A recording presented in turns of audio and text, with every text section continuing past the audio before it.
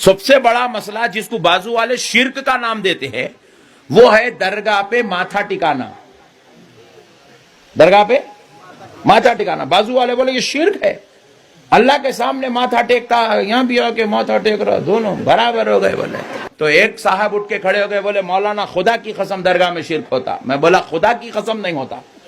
بولے صاحب اب امبا جوگی آئی گئے ہو تو شرک یہاں ہوتا ہے, درگاہ میں دیکھ کے جاؤ. بولے میں بولا چلو کل صبح فجر کی نماز یہیں پڑھتے ہیں, دیکھیں گے کہاں ہوتا شرک. فجر کی نماز پڑھ کے مسجد سے نکل کے درگاہ کو آئے تک اپنا ایک پٹھا سنی انہیں آیا, درگاہ پہ جھکا, ہاتھاں بھی رکھا, پیراں بھی رکھا, درگاہ پہ سر بھی رکھا, دل کے اندر رگڑ رہا.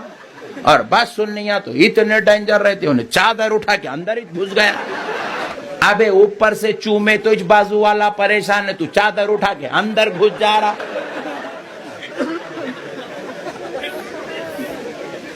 نہیں.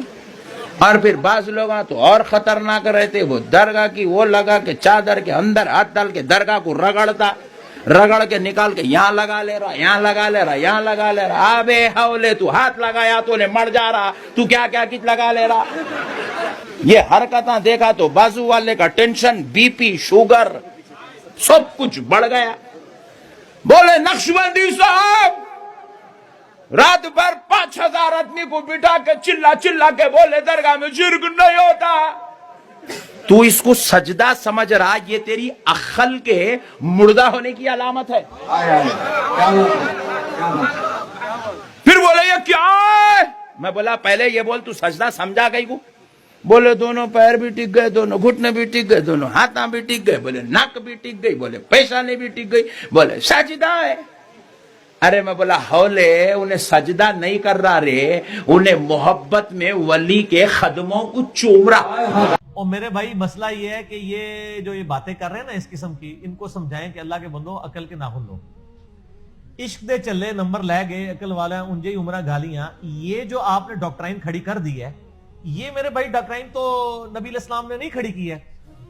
ابو داؤد میں, ترمذی میں, ابن ماجہ میں, سنن کبریٰ البیہقی کے اندر, المستدرک للحاکم میں صحیح سند کے ساتھ یہ حدیث ہے کہ ایک شخص ہیرا نامی گاؤں سے کوفے کے پاس سے آیا اور اس نے نبی علیہ السلام کو آ کے سجدہ کیا. قیس بن سعد ان کا نام تھا.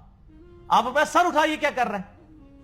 اور کہ یا رسول اللہ علیہ وسلم میں وہ کوفے گیا تھا نا, نجدیوں کے شہر, یہ نجدی میں کہہ رہا ہوں کیونکہ کوفے والے نجدی ہیں اصل میں, وہاں پہ میں نے دیکھا لوگ اپنے سردار کو سجدہ کرتے ہیں.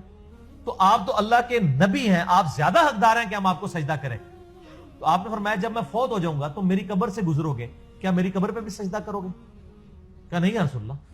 تو فرمایا پھر مجھے کیوں کر رہے ہو. اگر میں سجدہ جائز سمجھتا تو بیویوں سے کہتا کہ اپنے خامدوں کو سجدہ کریں, اس حق کے سبب جو اللہ تعالیٰ نے ان کے لیے رکھا ہے. تو اس سے ابھی نے تو نہیں کہا یا رسول اللہ یہ تو محبت کا سجدہ ہے, محبت والوں کے تو فتوی ہی نہیں لگتا. یہ تو آڑے بابا ہی کہندے نے, صحابہ کرام نہیں سرے کہندے کہ محبت والوں پہ فتوی نہیں لگتا. محبت کی ابتدا اور انتہا نبی صلی اللہ علیہ وآلہ وسلم کے مبارک قدموں تک پہنچنا ہے. آپ صلی اللہ علیہ وآلہ وسلم کی مبارک تعلیمات ہے, ٹھیک ہے جی.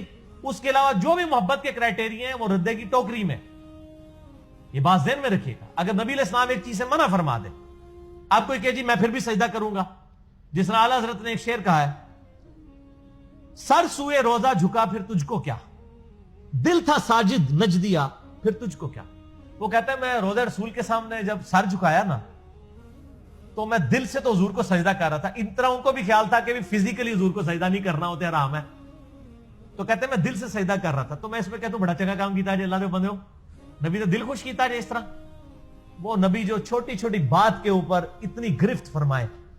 مسلم شریف کی حدیث, ایک صحابی کہہ رہا ہے من یطع اللہ ورسولہ فقد رشدا, جو اللہ اس کے رسول کی اطاعت کرے وہ کامیاب ہوا. ومن یعصہما, اور جو ان دونوں کی نافرمانی کرے فقد غوا, وہ گمراہ ہو گیا. اور آپ فرمانا ہے بئس الخطیب انت, کتنا برا خطیب ہے تو نے یہ کیوں کہا کہ ان دونوں کی, تجھے چاہیے تھا تو کہتا اللہ اور اس کے رسول کی, تو نے دو کیوں کہا. یہاں آپ کے بزرگ کہتے ہیں ہک ہے, ہک کیا ہک ہے, جیڑا ہک کی ڈھوں آنکھے او کافر و مشرک ہے. اور نبی علیہ السلام کیا فرما رہے ہیں, جیڑا ڈھوں کی ہک آنکھے او کافر و مشرک ہے. تو اچھا اسی لیے آپ دیکھیں انہوں نے شعر لکھے علم بس کری ہو یار, ان کو پتہ ہے علم ہماری موت ہے. اور قرآن کیا کہتا ہے, قل رب زدنی علما، اے نبی آپ بھی اللہ کے حضور دعا کی ہے کریں کہ اللہ میرے علم میں اضافہ کر دے. قل هل يستوي الذين يعلمون والذين لا يعلمون انما يتذكر اولو الالباب، اے نبی فرما دیجئے علم والے اور بغیر علم والے برابر نہیں ہو سکتے، نصیحت تو حاصل نہیں کرتے مگر عقل والے. یہ عقل علم یہ ساری باتیں. انما یخشى اللہ من عباده العلماء، اللہ کی معرفت صرف اہل علم کو. یہ ساری آیتیں جو ہیں یہ آیتوں میں تو کہیں عشق اور چلے تے تواڈے چل ایسے چلے ہی ہو، ایسے صحیح کہندے نے عشق دے چلے نمبر لے گئے اور نمبر ایتھے ہی نے انہاں دے ناچن گے تے ویلا چھٹیاں جان گیاں، آخرت عشق دے چلے نہیں پھینٹی لگ جانی جے. عشق اور محبت وہی ہے جو نبی صلی اللہ علیہ وآلہ وسلم کی تعلیم فرمائی ہوئی ہے. ادروائز جو بھی آپ چیز آگے بندہ کہتا ہے جی نبی علیہ السلام جو ہے میں آپ کو سجدہ کروں گا، حضرت آدم کو بھی تو فرشتوں نے کیا تھا، تو اسی لیے کہا جاتا ہے حکم جو ہے ادب پر فوقیت رکھتا ہے. ٹھیک ہے جی، اگر حکم ادب پہ فوقیت رکھتا ہے اور آپ کا جعلی عشق تو ہے ہی کسی کھاتے میں نہیں، اس پہ حکم نہیں فوقیت رکھے تو یہ جعلی باتیں. وہ کہتے ہیں جی بلے شاہ نے نچ کے مرشد بنایا سی، تو اعلیٰ حضرت تو خود احکام شریعت میں لکھ رہے ہیں کہ یہ قوالی ناچ گانا یہ صوفیاء کی بدعات ہیں، اور ہم یہ شرم کا مقام ہے کہ ہم تمہیں بخاری مسلم ابو داؤد ترمذی نسائی ابن ماجہ سے حدیثیں پیش کرتے ہیں ان چیزوں کی حرمت پہ، اور تم ہمیں بزرگوں کے واقعات سناتے ہو. ان روایتوں کا کیا کام؟ آپ کے ساتھ ہی میرا قوالی والا کلپ بھی ریکارڈڈ موجود ہے. وہ صوفیاء تو اہل حضرت کو بھی نہیں نہ مانتے جی، صوفیاء اہل حضرت کو بھی کوئی نہیں تو مانتے. پھر اس کا مطلب ہے کہ ہمیں یہ تانا دیتے تھے توڑا کو روحانی باپ کوئی نہیں ہے، اس کا مطلب انہوں نے بھی کوئی نہیں ہے. پھر اعلیٰ حضرت کو اگر نکال دیتے ہیں تو پیچھے کیا رہ جاتا ہے؟ اعلیٰ حضرت کا تو ان کو شکر گزار ہونا چاہیے کہ ان کے جو جعلی عقیدے تھے نا، جن کے پیچھے کوئی قرآن و حدیث کی آیات نہیں تھی، ان کو بھی اعلیٰ حضرت نے کسی طریقے سے ثابت کاری دی ہے. وہ کہتے ہیں نہیں سارے مولوی ہیں. ہاں تو پھر کیا ہے؟ صاحب وہ کیا لفظ کرتے ہیں، کہتے ہیں صاحب شریعت ہے، ایک صاحب وہ دل ہے کہ کیا ہے وہ نہیں. صاحب دل یعنی وہ ہوتا ہے جو قرآن حدیث پہ عمل نہیں کرتا، بس ان کا کنسپٹ ہاں، ہے جی. تو وہ آپ اپنے پاس جیب میں رکھیں نا. لائن ہے ہم تو آپ کے نبوی بھائی ہیں، ہمیں آپ نے کوئی بات کرنی ہے نبی علیہ السلام کے ریفرنس سے کرنی ہے. ٹھیک ہے، اس قسم کی باتیں کرنی ہے تو جائیں گرو نانک سے کریں، پنجا صاحب چلے جائیں. ہمیں بات کرنی ہوگی قرآن و سنت سے کرنی ہوگی، کیونکہ نبی علیہ السلام نے یہ تو نہیں فرمایا میں اپنے بعد فلانا بزرگ چھاڑ کے جا رہے ہیں. آپ نے فرمایا تھا دو چیزیں چھوڑ کے جا رہا ہوں، اللہ کی کتاب اور میری سنت.